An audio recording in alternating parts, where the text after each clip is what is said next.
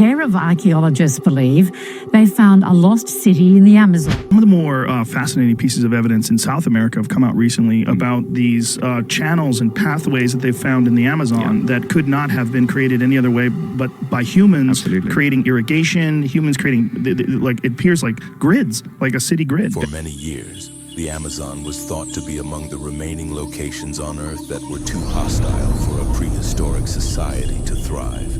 Then, beneath the forest, archaeologists discovered something that contradicted everything they believed to be true. But the strangest discovery came when researchers followed the evidence deeper into the forest and reached a sealed chamber buried beneath the ancient landscape. What they found inside didn't just challenge the accepted timeline of civilization in the Amazon. It opened the door to a possibility that could overturn one of archaeology's most deeply held assumptions.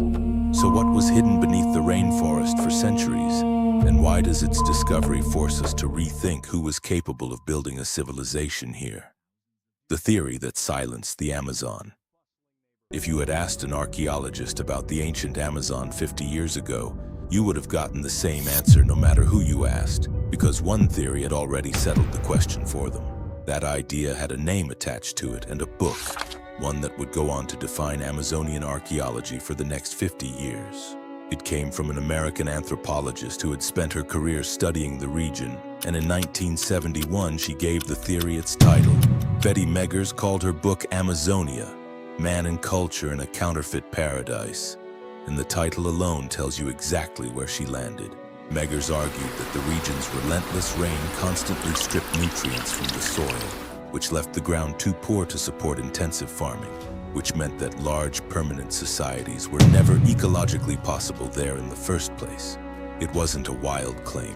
It was built on a genuine environmental problem, and because her conclusions seemed to match what fieldwork was turning up at the time, the theory didn't stay a theory. It became the assumption every future study had to work around. But there was a problem baked into that assumption, one that had been sitting in European archives for 4 centuries before anyone thought to take it seriously. Back in 1541, a Spanish expedition led by Francisco de Orellana became the first Europeans to travel the length of the Amazon River. And the friar who recorded that journey, Gaspar de Carvajal, described something nobody expected. Riverbanks lined with settlements one after another for miles. If that account was accurate, then the region could never have been the empty wilderness later scholars assumed it was. So historians did what skepticism usually does with an inconvenient story. They treated it the way you'd treat a fisherman's tale about the one that got away. Interesting, maybe exaggerated, but not something you'd build a theory on. And on the surface, that skepticism made sense because when explorers and later archaeologists went looking for the cities Carvajal described, they found nothing. No stone temples, no collapsed palaces, just forest in every direction, which meant archaeologists were left with 2 accounts that couldn't both be true. A friar who swore he saw cities and a landscape that showed no sign of them. Something had to explain the gap, and the explanation had nothing to do with what Orellana's expedition saw. It had to do with what the forest does to evidence once nobody is left to protect it. The forest that erases its own history. Here's the piece the old theory never accounted for. The Amazon doesn't preserve the past the way a desert or a mountain range does. It destroys it. Because the region's humidity and rainfall are so relentless, wood rots, woven fiber disintegrates, and bone can dissolve in acidic soil within a single lifetime. And because ancient Amazonian societies had no local stone to build with, they built with the one material the rainforest reliably swallows: earth and timber. So when a community moved on, declined, or simply stopped maintaining what it had built, the jungle didn't preserve the ruins for future archaeologists to find. It buried them, then grew directly over the top, until an ancient platform and a natural hill looked to the naked eye exactly the same. That single fact created the trap ground-based archaeology could never escape. A team could walk directly across the top of a 2,000-year-old settlement and never know it. Because at eye level, a flattened earthen mound is indistinguishable from an ordinary rise in the land, which meant that for decades researchers were essentially trying to read a book with most of the pages glued shut. They could excavate a single site and learn something from it, but they had no way to see how that site connected to anything else. No way to step back and view the whole landscape at once. So the real question was never whether evidence of ancient cities existed. It was whether anyone could build a tool capable of seeing past the one thing standing in the way, the forest itself. The lasers that saw through the canopy. Well, the tool that finally broke this open didn't come from an archaeology department at all. It was built for aviation and forestry, for measuring treetops and mapping mountain slopes, which meant nobody designed it with lost civilizations in mind. But once archaeologists borrowed it, it did something no shovel, no satellite photo, and no ground survey had ever managed. It saw straight through the canopy. It's called LiDAR, light detection and ranging. And the concept, once you understand it, is almost deceptively simple. An aircraft flies over the forest firing hundreds of thousands of laser pulses toward the ground every second. Most of those pulses hit leaves and branches and never make it through, but a small fraction slip through gaps in the canopy, strike the actual ground and bounce back up to the sensor, because researchers can measure the exact time each pulse takes to return. They can filter out every reading that bounced off vegetation and keep only the ones that reached bare earth, which means that once the software finishes processing, what's left is something no archaeologist had ever had before. A clean three-dimensional map of the ground itself, with the entire forest digitally stripped away. That single capability changed the math of Amazonian archaeology completely. Instead of sending teams into the jungle to search blindly for something that might not even be there, researchers could scan the terrain from the air first, spot the geometry, and only then decide where digging made sense. And the geometry is what mattered, because nature doesn't build in straight lines. Nature bends, nature curves, nature drifts. It doesn't draw right angles. So when the first processed scans started showing perfect rectangles and roads running dead straight for kilometers, researchers understood immediately what that meant. They weren't looking at hills anymore. They were looking at blueprints. And blueprints only exist because somebody planned them. The valley that rewrote the timeline. That realization landed hardest in a stretch of land tucked in the shadow of the Andes, a place that, on every map before this, had looked like nothing more than unremarkable jungle. It's called the Upano Valley. And in eastern Ecuador, the French archaeologist Steven Rostaing had already spent decades working its ground on foot, piecing together fragments of a picture he could sense but not fully see. Earlier excavations had turned up isolated earthworks, but without knowing how they connected, each discovery stayed just that, isolated. LiDAR finally gave Rostaing and his team the paragraph. When the aerial survey results came back, the valley stopped looking like a scattering of ancient mounds and started looking like a city, because the data showed the mounds weren't scattered at all. The study, published in the journal Science in 2024, documented more than 6,000 human-made rectangular earthen platforms, spread across roughly 300 square kilometers, organized into at least 15 distinct settlement clusters. And these clusters weren't isolated from each other. They were tied together by roads, some wide enough and straight enough that they could only have been deliberately engineered, running between settlements, over hills, through valleys, connecting one community to the next. Around the platforms, researchers mapped agricultural fields with drainage systems built specifically to manage the region's heavy rainfall, which tells you the builders weren't just occupying the land. They were actively adapting it, and the age of the site is what makes the discovery land so hard. Occupation began around 500 BCE and continued into the 1st century CE, meaning that while the Roman Republic was still consolidating power across the Mediterranean, a coordinated planned settlement network was already rising in the Amazon basin, moving that much earth, laying that many kilometers of road, draining that much farmland. None of it happens by accident, and none of it happens without people organizing labor across a shared plan over generations. Which means this wasn't the signature of scattered tribes, it was the signature of a society. But if a rainforest valley could hide a society this size, The obvious next question was how much further that pattern extended, and the answer turned out to be nearly 2,000 kilometers south in a landscape that presented an entirely different problem to solve. The pyramids built from mud.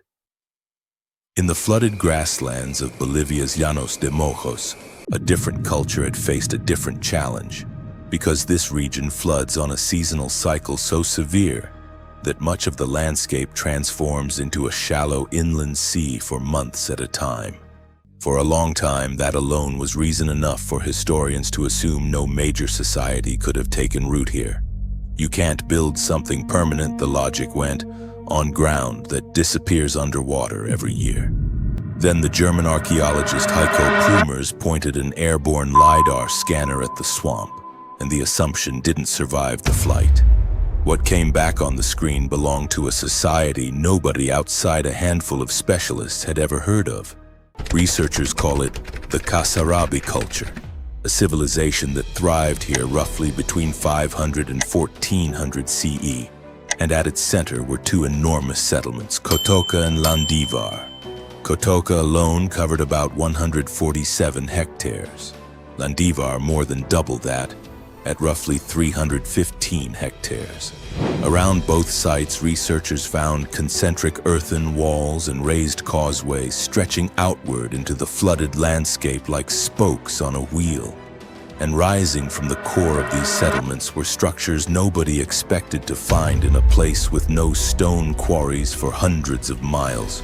Conical earthen pyramids, some climbing more than 20 meters above the surrounding grassland, built entirely from packed and layered mud, in a landscape that floods every single year. Think about what that requires.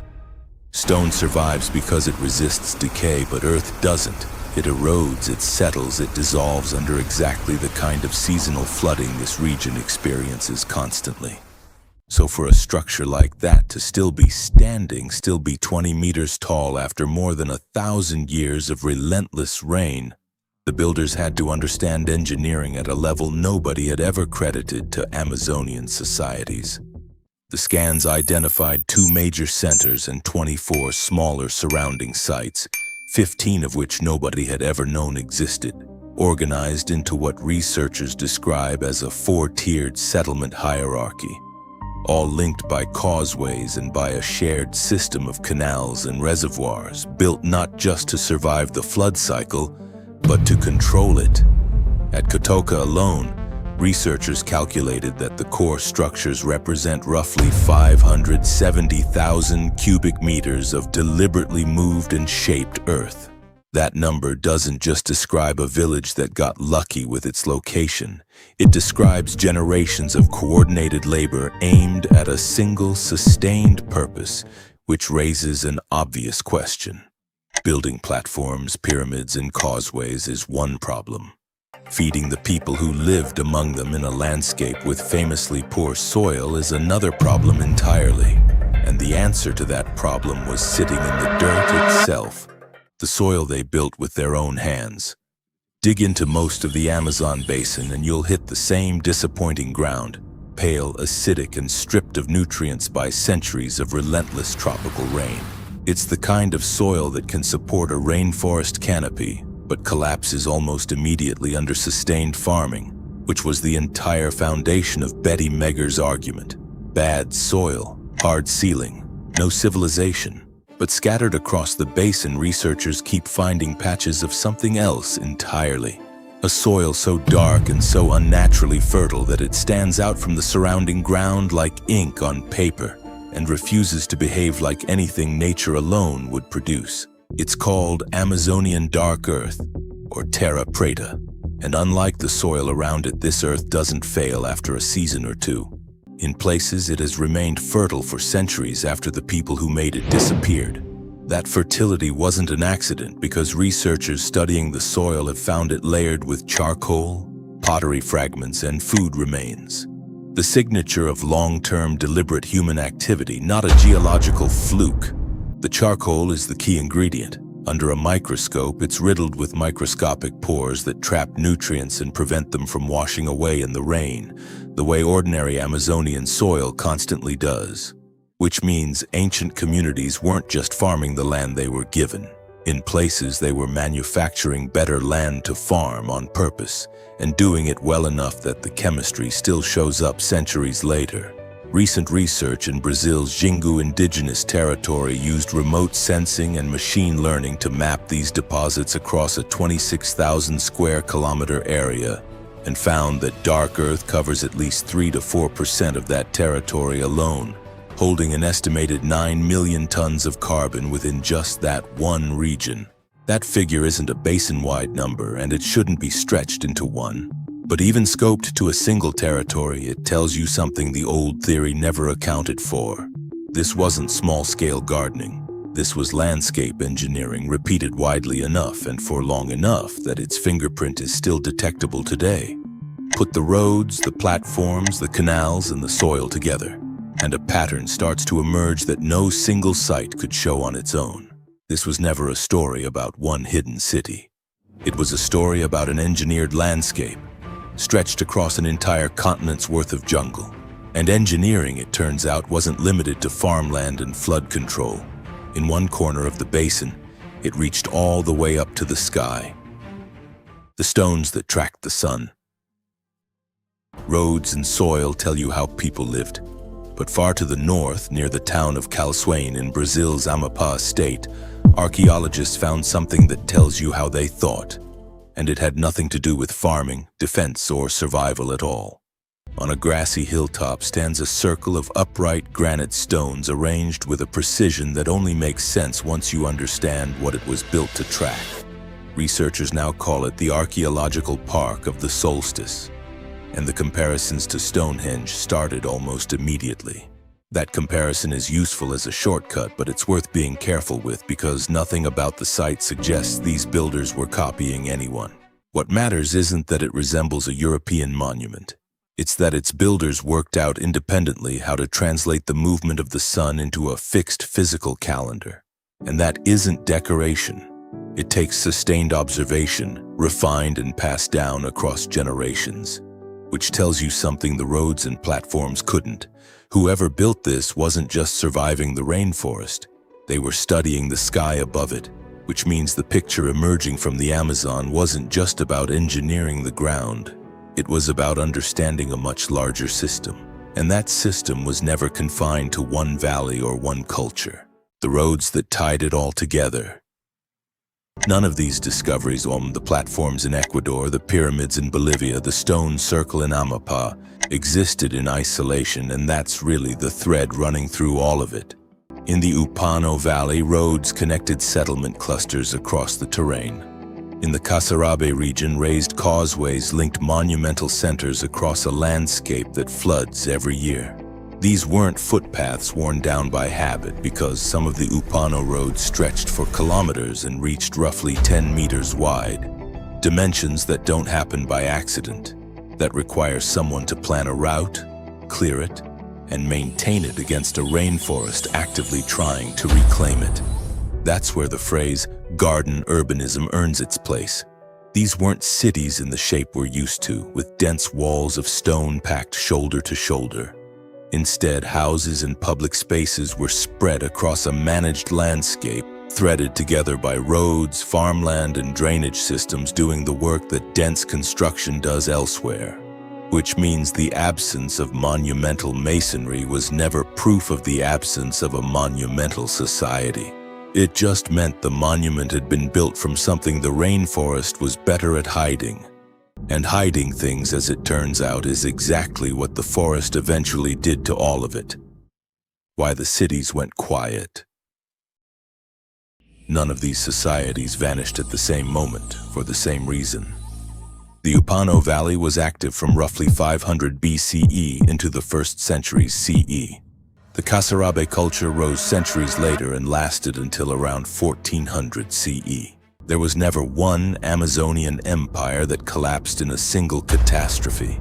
There were many societies on many timelines shaped by their own local histories. What we do know is that after European contact, disease moved through indigenous populations with a speed and lethality that outran the explorers themselves, because smallpox and measles spread along the same trade and travel networks that had connected these communities for centuries. Exact population figures for the pre-Columbian Amazon remain genuinely debated among researchers, and collapsing that uncertainty into one tidy number would be a mistake. But what the evidence does establish clearly and repeatedly across multiple regions is that these were not small, disconnected populations. They were substantial societies, and when they declined, the jungle didn't wait to reclaim what they'd built. Earthen platforms collapsed into their own outlines. Roads eroded and vanished. Fields grew over, wood rotted away entirely. Which meant that within a few generations, land that had once supported organized cities looked to anyone walking across it like it had never held anything at all. That's the illusion at the heart of this entire story. Not that the forest preserved secrets, but that it erased the evidence so completely that later observers inherited the wrong conclusion by default. The wilderness wasn't untouched. It was recovering. And that distinction is exactly what brings us back to the title of this story, The Real Forbidden Chamber. This is where the idea of a forbidden chamber actually earns itself, because it's far more powerful once you stop picturing a single sealed room hidden somewhere in the jungle, waiting for the right team with the right drill bit. The real chamber is the landscape itself. For centuries, the Amazon behaved like a sealed archive whose pages had been buried under vegetation, erosion, and time. Archaeologists could only read fragments because the forest concealed the larger structure holding those fragments together.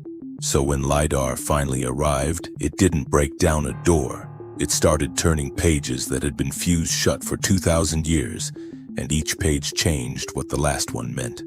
A rectangular mound became evidence of a platform. A faint line became a road. A depression became a ditch. A cluster of ordinary-looking hills became a settlement, and then a network of settlements, and then a civilization that had simply never been written down. None of that requires an imaginary lost empire to be impressive.